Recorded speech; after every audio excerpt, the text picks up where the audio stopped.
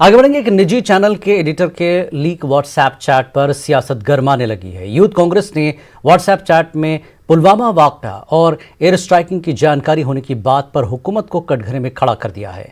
Youth Congress ने आज दिल्ली के शास्त्री भवन के बाहर एहतजाज किया और नारेबाजी की। मुजाहिरीन ने मरकजी हुकूमत से सवाल किया कि आखिर मुल्क की बैनुल-अक़वामी सिक्योरिटी की जानकारी चैनल के एडिटर तक किसने पहुंचाई।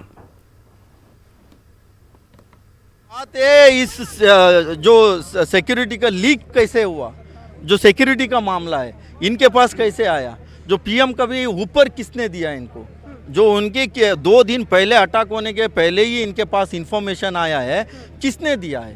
तो इनके ऊपर कार्रवाई होना ये गद्दार है। पहले इनको अरेस्ट करवाना, जो किसने इनको इंफॉर्मेशन दे वो भी उसका भी नाम बाहर आना चाहिए। ये सरकार इसमें शामिल है। किस तरीके से इस देश का हित को आप लोग ने इन लोग ने यूज किया है कोई एक पर्टिकुलर चैनल के लिए।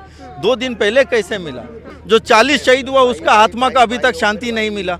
लगातार वो लोग ने आज भी उनका आत्मा ये भटक रहा है। उसको जश्न बनाने तक इन लोग ने सेलिब्रेशन करने तक उसमें लिखा है। तो ये शर्म आना चाहिए।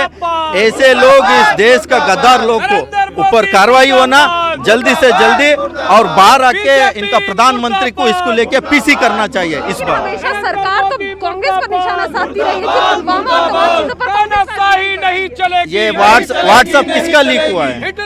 अर्नब गोस्वामी का है ना, कांग्रेस का थोड़ी लीक हुआ है। किसने लिखा है तमाम चीजें? ये दो उसका अटैक होने के पहले उनके चैनल वाले कैसे पहुंच गए वहाँ? तमाम चीजें है। पूरा इनका सरकार उसमें शामिल है। इस देश का जनता को जानना चाहता है। ये नेशन वांट्स टू नो बोल रहे हैं ना, ये नेशन को जानना चाहता है। आज सभी एक को इस देश का नागरिकता जानना चाहता है।